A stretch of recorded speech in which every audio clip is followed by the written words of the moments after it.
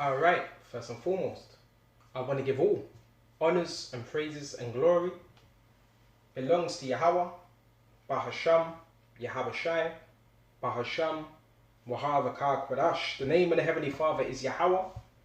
His Son's name is Yahweh Shai, in who I reverence.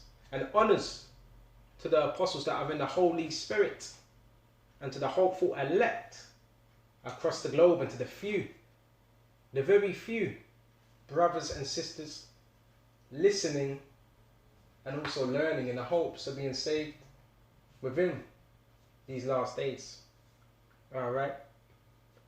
And this lesson is going to be based on being a good listener makes you a good learner, and therefore makes you a good teacher. Right? We're going to start off Ecclesiasticus. The Lord willing, this is edifying. 21. And start at 11. He that keepeth the law of the Lord Jehovah Shai getteth the understanding thereof.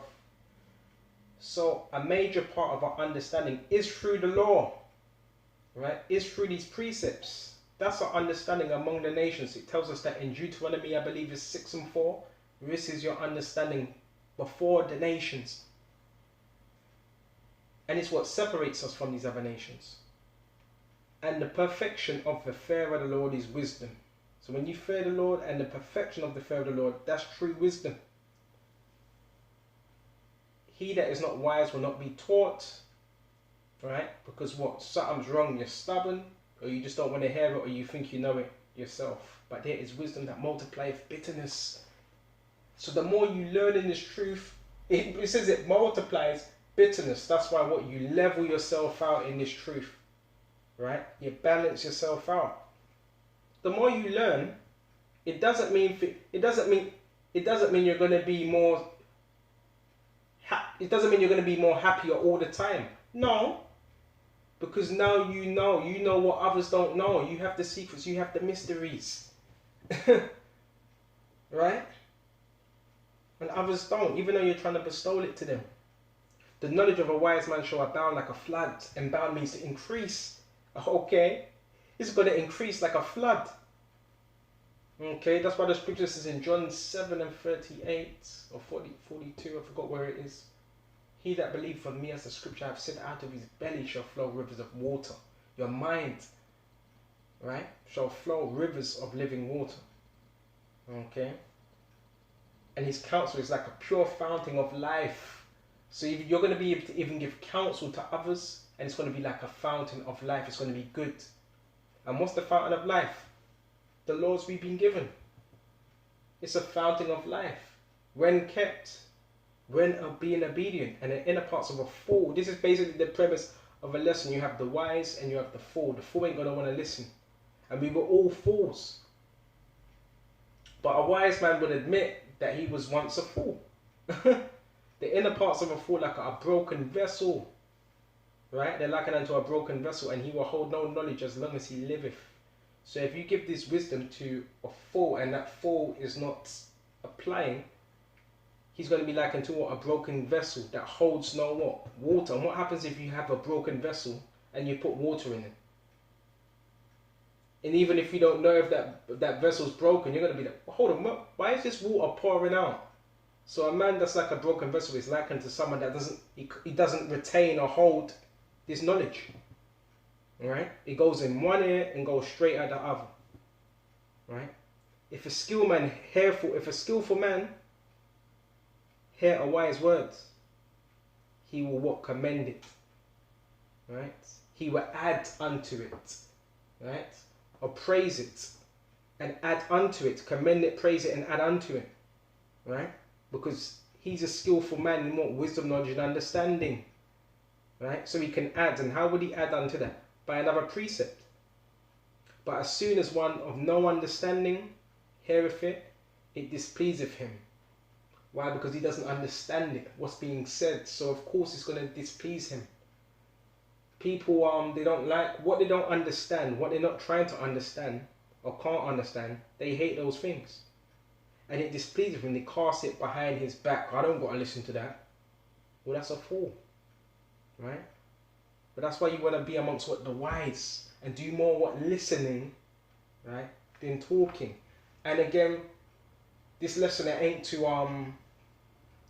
to belittle anyone. I had to learn this the hard way, right? Because when you talk more than you let the scriptures come out, you're going to end up saying something you should not be saying. All right? And you know what the scripture says before you come, before the camp or congregation. Let's go to Ecclesiastes 5:1. All right?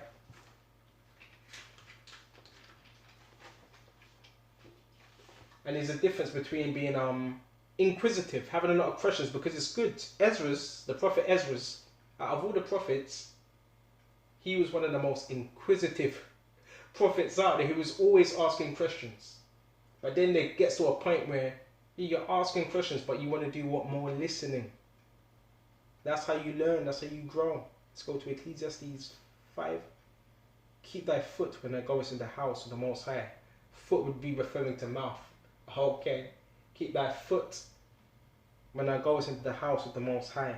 When you present yourself before the tabernacle and men that actually know what they're speaking about, men that are learned in the scriptures, and you don't have to be 30 to 40 years old, right? It's just a man that's learned.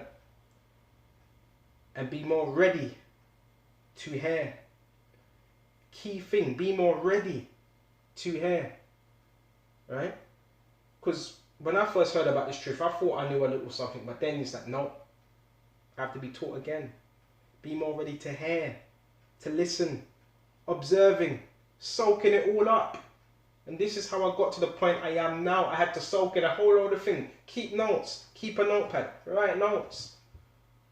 Observe how brothers conduct themselves, how they are towards each other, right? I'm not talking about no spying, but you observe, you're listening, right? Be more ready to hear than to give the sacrifice of fools, because the only way you're giving a sacrifice of fools because you're not listening. And that can happen. The sacrifice of fools is you saying something that don't make any sense. Then we ask you, well, explain it. And you can't explain it. So therefore you give the sacrifice of a fool. For they consider not that they do evil. Some people that come up to camp, I've had it many times, they don't even consider that they're doing evil. They're not even thinking. And another word for consider is to regard. Be not rash with thy mouth. Right? Be not rash with thy mouth.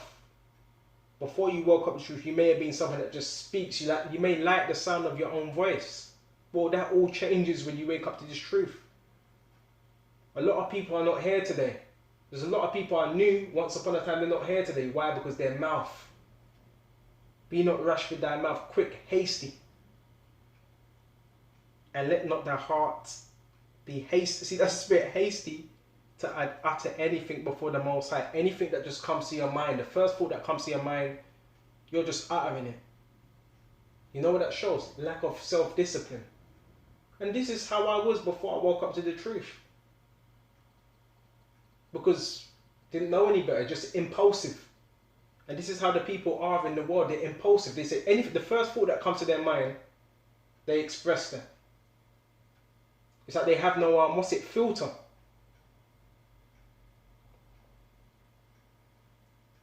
For the Most High is in heaven and thou art upon earth.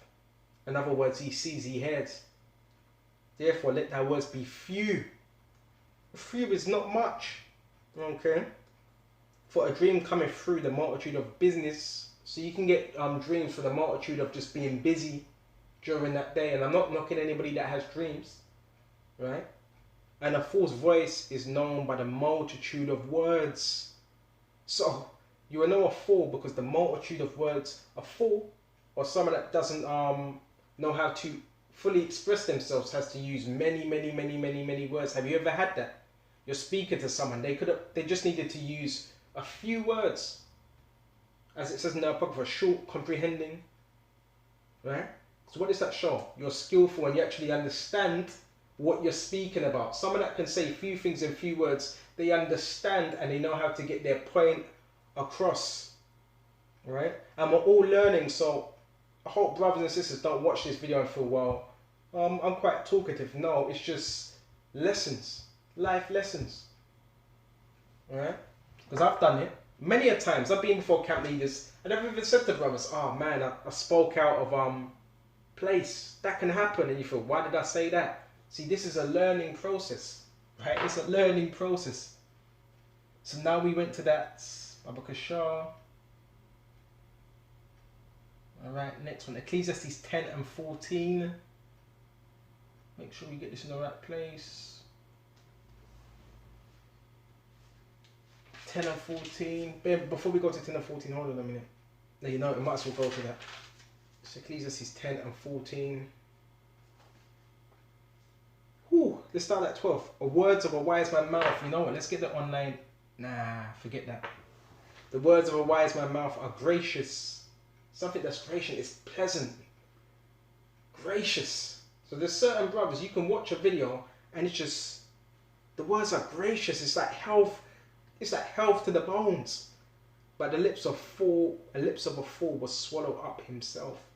Someone that's foolish and they don't understand they're foolish, you're going to end up swallowing up yourself. You're going to end up confounding yourself, because you do know these scriptures in the, Hebrews 4 and 12, the scripture says it's a two-edged sword.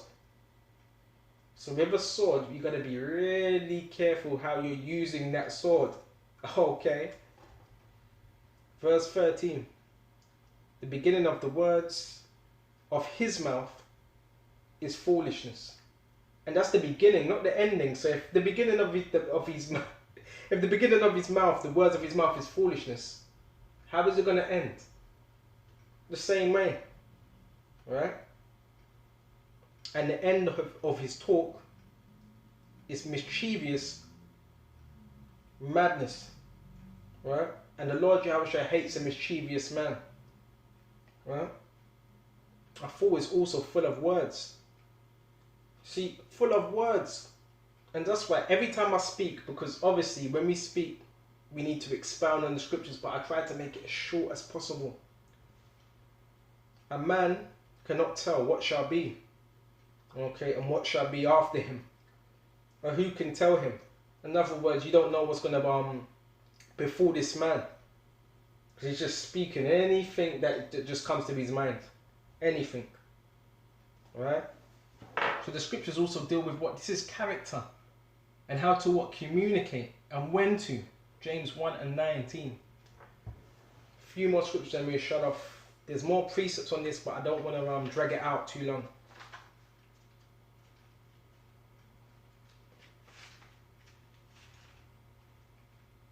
Waste your time. Some people you don't waste your time with. Right? James 1 and 19. Wherefore, my beloved brethren, let every man be swift to hear. Right? Quick. Slow to speak. Because when you're swift to hear, you're taking more in. Right? Just like if someone's training you. You're listening. Right? You may have an architect. Whatever. An architect or a mechanic. And he's teaching you. You're not going to tell him, no, it goes like this. He's going to look at you. Like, bro, what are you doing? I'm here to teach. I'm here to teach you. And it's not that we're not teachable. Right? But it's just that you have particular individuals. They don't know anything. And it's shown they don't know anything. But they want to act like they're going to teach you. Which we're not in the spirit that we can't be taught. Because even you can be in this truth 12, 15 years. You're always being taught. But you don't want to come up in the spirit of, well, I already know it all. Then we ask you to break down a simple scripture and you can't break it down. And slow to speak. Right? Don't just speak because you just want to be heard or you've got a point to prove. Ego. Some people speak because of ego. Oh man, slow to wrath. Anger, for the wrath of man worketh not the righteousness of the Most High. Right? And one more scripture, two more. It's Ecclesiastes 28 and 5. 28 and 25. Okay. Hold on just a minute. Hold on just a minute.